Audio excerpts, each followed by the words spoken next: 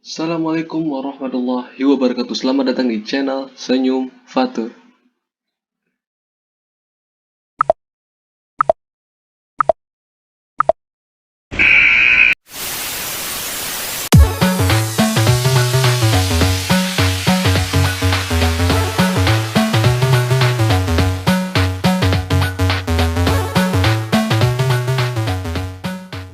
Bagaimana kabar anak-anak semua hari ini? Semoga anak-anak semua sehat selalu, tetap jaga kesehatan dan juga tetap jaga kebersihan tentunya ya. Nah, di video pembelajaran jarak jauh kali ini, kembali lagi bersama Pak Fatur di channel kesayangan anak-anak semua, channel Senyum Fatur tentunya. Nah, sekarang kita akan belajar pada pembelajaran PJOK untuk kelas 6. Ya, untuk kelas 6. Jadi untuk anak-anak kelas 6 siapkan alat tulis, buku, dan lain sebagainya untuk mencatat hal-hal penting yang ada di video kali ini. Tonton video ini sampai akhir, kemudian nanti diklik like-nya, kemudian di-share, di-komen, nama, asal sekolah, dan di-subscribe, dan nyalakan lonceng notifikasinya agar anak-anak semua tahu update yang terbaru dari channel Senyum Fatur. Dan lanjut, kita ke pembelajaran kali ini yaitu PJOK kelas 6 pada pembelajaran permainan bola kecil. Nah, permainan bola kecil sendiri itu lanjutan dari sebelumnya. Ini bab selanjutnya itu tentang sebelumnya itu permainan bola besar. Ada bola basket, bola voli, dan bola sepak atau sepak bola. Nah, sekarang kita lanjut ke permainan bola kecil yaitu di bab selanjutnya ya. Nah, sebelum ke pematerian kali ini, alangkah baiknya kita berdoa agar pembelajaran kali ini bermanfaat dan berguna untuk anak-anak semua. Walaupun di masa pandemi seperti ini dan pembelajaran masih daring. Berdoa menurut agama dan kepercayaan masing-masing, dimulai.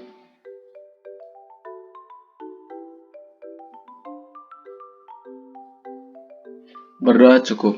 Nah, sekarang anak-anak, kita ke video dulu. Hari ini Bapak akan menayangkan video terkait dengan protokol kesehatan yang dianjurkan oleh pemerintah. Nah, tonton dulu ya videonya ya.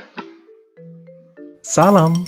Coronavirus atau yang lebih dikenal dengan COVID-19 adalah virus yang muncul di tahun 2019, lalu menyebar dengan cepat ke seluruh dunia dan menjadi pandemi. Perlu diupayakan langkah sistematis dan tepat untuk menahan laju penyebarannya agar tidak semakin meluas. Salah satunya dengan menerapkan protokol kesehatan secara disiplin oleh semua pihak. So pasti kita semua ingin pandemi ini segera usai kan? Lalu, apakah gerakan 5M itu? 5M adalah gerakan pencegahan COVID-19 yang dicetuskan pada tahun 2020. Berisi 5 hal penting yang wajib diterapkan oleh kita semua. Karena kelima hal itu diawali dengan huruf M, makanya dinamakan 5M. Ayo kita cari tahu. Pertama, memakai masker. Ketika keluar rumah, sebaiknya memakai masker. Tidak hanya asal memakai masker loh ya. Oh, no, tidak. Bukan seperti itu cara memakainya. Pasang masker dengan benar. Eits, nggak gitu juga ya. Nah, gitu, baru cakep. Gunakan masker menutup sebagian wajah kita dari dagu sampai menutup mulut dan hidung. Serta pastikan tidak ada sela antara wajah dan masker. Kedua, mencuci tangan. Sebelum memakai masker, sebaiknya terlebih dahulu mencuci tangan dengan bersih ya. Bukan mencuci tangan di ember cucian. Cucilah tangan secara merata di seluruh telapak tangan. Pakailah sabun dan cucilah tangan dengan air yang mengalir. Cucilah tangan sesering mungkin ketika hendak melakukan aktivitas apapun dan dimanapun. 3. Menjaga jarak. Karena suatu urusan yang penting, suatu saat kita terpaksa harus keluar rumah. Nah, yang harus diingat jika kita harus bertemu orang lain adalah tetap menjaga jarak. Minimal 1-2 meter ya. Tapi, jangan terlalu jauh juga gitu kali ya. Hehehe. Berikutnya, yang keempat, menjauhi kerumunan. Contohnya, jika kita diajak emak-emak tetangga untuk bergosip, sebaiknya ditolak. Karena dikhawatirkan corona akan tersebar saat kita berkerumun. Kan gak asik Kalau ngegosip tetangga, udah dosa, kena COVID lagi. Duh, astagfirullahaladzim, jangan deh. Dan yang kelima, mari kita membatasi mobilitas dan interaksi. Apabila tidak ada kegiatan penting di luar rumah, maka lebih baik di rumah saja. Atau jika memungkinkan, kegiatan dilakukan secara online untuk mengurangi interaksi dan mobilitas. Untuk itulah dicanangkan gerakan 5M sebagai salah satu upaya strategis untuk meminimalisir penyebaran COVID-19 di Indonesia. Nah, itu tadi video terkait dengan protokol kesehatan yang dianjurkan oleh pemerintah. Ada 5M ya. Yang pertama, memakai masker. Yang kedua, menjaga jarak. Yang ketiga, mencuci tangan dengan air yang mengalir. Yang keempat, menjauhi kerumunan. Dan yang kelima, mengurangi mobilitas. Dan sekarang kita lanjut ya ke pematerian. Tapi sebelumnya, Bapak terus wanti-wanti anak-anak semua harus patuhi ya protokol kesehatan agar kita, keluarga kita, ataupun orang-orang di sekitar kita bisa sehat dan terhindar dari yang namanya virus COVID-19. Ya, tetap patuhi protokol kesehatan. Kita lanjut ke pematerian, yaitu tentang gerak dasar, lokomotor, non-lokomotor, dan manipulatif untuk permainan kasti. Nah, ini kita hari ini akan belajar permainan kasti. Tujuan pembelajarannya itu sendiri, yaitu yang pertama, siswa dapat menjelaskan kembali variasi gerak dasar lokomotor, non-lokomotor, dan manipulatif pada permainan kasti. Kemudian yang kedua, siswa dapat mempraktikkan variasi gerak dasar lokomotor, non-lokomotor, serta manipulatif dalam permainan kasti tentunya. Ya, jadi itu tujuan kali ini. Nah, sudah siap untuk melakukan pembelajaran hari ini untuk anak-anak semua kelas 6. Nah, yuk lebih semangat lagi anak-anak kelas 6, apalagi sebentar lagi anak-anak akan masuk ke jenjang yang lebih tinggi, yaitu SMP. Jadi harus lebih semangat nih ya. Oke? Semangat pokoknya untuk kelas 6. Siap ya untuk pelajaran kali ini ya. Nah, kita masuk ke pengertian dulu nih. Pengertian dari permainan kasti.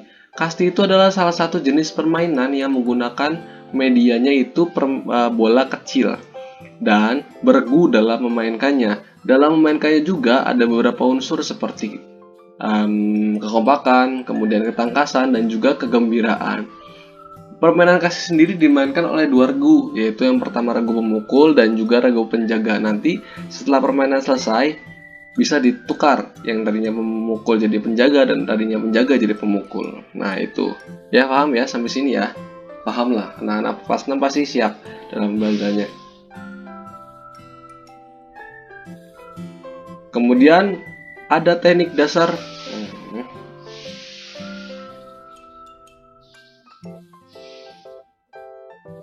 Cik, bibi cik. Nah, kemudian ada teknik dasar dalam permainan kasti nih. Yang pertama itu memukul. Nah, memukul teknik dasar yang penting. Kemudian yang kedua itu ada melempar. Melempar merupakan juga teknik dasar. Dan yang ketiga adalah menangkap pastinya. Sudah melempar, memukul, dan menangkap. Nah, sekarang dilihat dari ukuran lapangannya.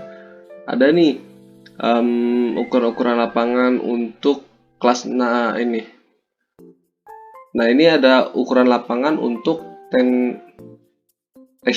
Nah, ini ukuran lapangan untuk permainan kasti tentunya. Ada 60 x 30 meter dengan ada jarak sedikit 5 meter untuk area ruang penjaga dan lain sebagainya. Itu di sebelah kanannya ada keterangannya. A, B, C, D, E, F1 dan F2. A itu untuk penjaga. Kemudian B itu untuk pemukul, C itu untuk pelempar, dan D itu ruang bebas. Nah, nanti E itu tiang pertolongan dan F itu tiang hinggap 1 dan 2. Nah, itu ya. Jadi itu untuk lapangannya bisa dilihat. Kita next. Ada peraturan permainan nih sekarang nih. Untuk permainan kasti. Jumlah pemain. Jumlah pemain dalam setiap regu harus ada 12 orang, di mana salah satu pemainnya harus ada yang bertugas sebagai kapten tim, yaitu. Nah, kedua, waktu permainan. Permainan kasti dilakukan dalam 2 babak, di mana dalam setiap babaknya itu ada 20 sampai 30 menit dan setiap istirahatnya selama 15 menit. Kemudian ada tim penjaga, tugas utamanya itu mematikan lawan dengan cara melemparkan bola ke arah pemukul atau langsung menangkap bola dari tim pemukul. Tugas lainnya yaitu dengan mematikan ruang bebas jika ruang tersebut dalam kondisi kosong. Istilah untuk hal ini adalah membakar ruang bebas. Kemudian tim pemukul. Setiap pemain kasti memiliki hak untuk memukul setiap bola yang datang, dan harus sekali, terkecuali pemain terakhir yang mempunyai hak untuk melakukan pukulan sampai 3 kali.